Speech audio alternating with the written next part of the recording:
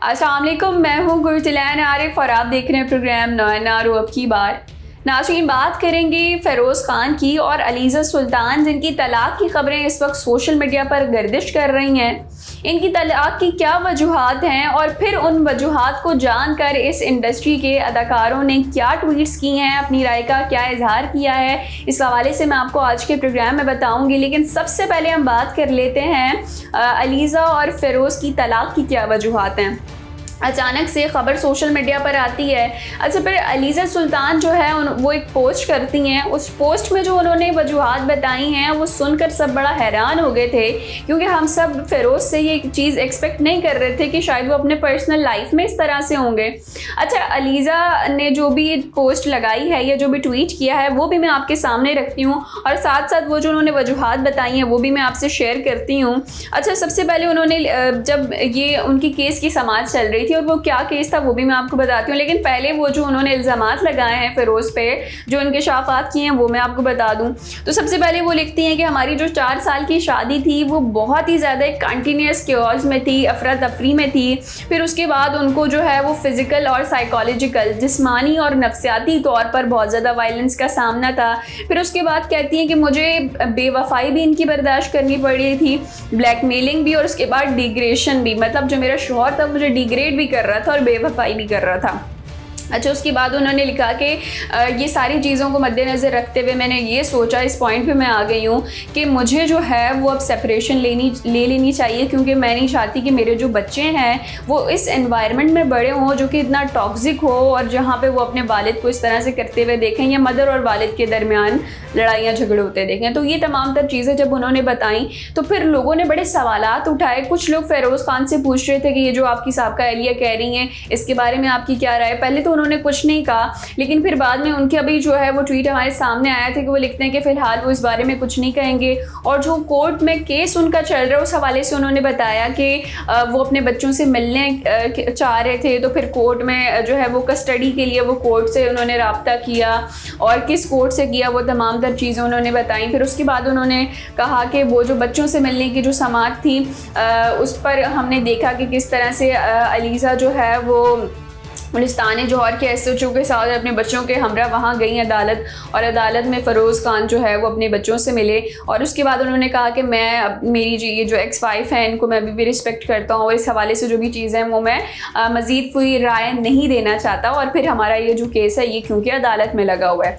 अच्छा, फिर हमने देखा कि वो जो उनकी वाइफ थी अलीज़ा, उन्होंने जो इंकशाफात किए उसकी बिना पर इस इंडस्ट्री के कुछ लोगों ने जवाब भी दिए, और उनकी जो स्टोरी है वो अपनी स्टोरी पर लगाई, और क्या कहा तो वो मैं आपको बताती चलती हूँ। अच्छा, यहाँ हम बात करेंगे कि किस तरह से जो है वो अलीज़ा ने ये इंकशाफात किए थे। सोशल मीडिया पर लोगों ने ट्वीट्स करना शुरू कर दी थी। अच्छा, एक मेज़बान हैं और अदाकार भी हैं फैज़ान शेख, वो अपनी इंस्टाग्राम स्टोरी पे लिखते हैं कि मैं बिल्कुल हैरान नहीं हूँ कि ये शख्स ड्रामों में ऐसे जहर आलूद किरदार इतनी आसानी से कैसे और कितने अच्छे तरीके से अदा कर सकता है। अच्छा, यहाँ मैं बात करूँ फ़ेरोज़ ख़ान की कि एक्टर हैं, बहुत सारे ड्रामास कर चुके हैं, और हमने ये भी देखा कि ज़्यादातर ड्रामास में फ़ेरोज़ ख़ान का जो कैरेक्टर होता था वो इस टाइप का होता था कि बहुत ज़्यादा वो वायलेंट होते थे। अच्छा, फिर जो है वो बदतमीज़ भी दिखाए गए हैं उन ड्रामाओं में, और ये बेवफाई, प्ले बॉय और इस तरह का कैरेक्टर जो है वो प्ले करते थे, बड़ा जुल्म दिखाने वाला कि वो बहुत ज़्यादा वायलेंट हैं, दूसरों को मार रहे हैं, लड़कियों को वो कर रहे हैं। ये तमाम तर चीज़ें जो है उनके ड्रामास में मौजूद थी, जिसमें मीर हादी जो सबसे पहले फेमस हुआ था। फिर उसके बाद हमने देखा कि खुदा और मोहब्बत में जैसे उनका वो जो किरदार था एक फ़कीर का, तो वो बड़ा फेमस हुआ था। फिर उसके बाद तमाम तर ड्रामा हमने देखे। फिर एक ड्रामा ये भी था जिसमें वो एथियस्ट थे, उस ड्रामे का नाम मैं भूल गई हूँ नाज़रीन, लेकिन वो हमने देखा था कि किस तरह से वो किरदार जो है बड़े ऐसे थे कि जो बहुत ज़्यादा वायलेंट थे, और यही चीज़ें जो है वो जब उनकी रियल लाइफ में देखने को मिल रही हैं, जो उनकी वाइफ ने उन पर इल्ज़ामात लगाए, तो उसकी वजह से लोग कह रहे हैं कि अब हमें पता चल रहा है कि ये ड्रामों में कितनी आसानी से काम कर लेता था, क्योंकि ये रियल लाइफ में भी ऐसा ही है, और बहुत लोग ये चीज़ एक्सपेक्ट नहीं कर रहे थे। अच्छा, उसके अलावा हम देख सकते हैं कि मेहरबानो हैं, उन्होंने भी अलीज़ा का जो सोशल मीडिया बयान है वो अपनी इंस्टाग्राम स्टोरी पर शेयर किया और लिखा कि आपके पसंदीदा हीरो की जानिब से टीवी पर निभाए जाने वाले किरदार इसीलिए इस कदर मुस्तनद लगते हैं क्योंकि वो लोग हकीकी ज़िंदगी में भी ऐसे ही होते हैं। ठीक है, मेहरबानों ने बेजारी और रुखतार का इजहार करते हुए ये भी कहा कि मैं सोच ही नहीं सकती कि इस खूबसूरत लड़की के साथ शादी के इन सालों में क्या कुछ हुआ होगा और उसने ये साल किस तरह से गुजारे होंगे। तो नाज़रीन, यहाँ हमने देखा कि किस तरह से जो अदाकार हैं उन्होंने भी ट्वीट किया इस हवाले से इनकी जो डिवोर्स की खबरें आ रही हैं। अच्छा, यहाँ मैं बात करूँ कि ये पहला डिवोर्स तो हो नहीं रहा ना, हम देख रहे हैं बहुत सारे डिवोर्सेस। अगर मैं बिल्कुल ये वाली स्टोरी हॉलीवुड में अगर हम चले जाएँ तो वहाँ पर जो है वो जॉनी डेप थे और एम्बर हर्ड थी। वहाँ पे ये हुआ था कि किस तरह से एम्बर हर्ड ने जी एक शो के दौरान बोल दिया था कि इसने मुझे टॉर्चर करता रहा है, तशद्दुद करता रहा है, फिज़िकल मेंटल, और फिर उसके बाद हमने देखा कि पूरा केस चला जॉनी डेप का।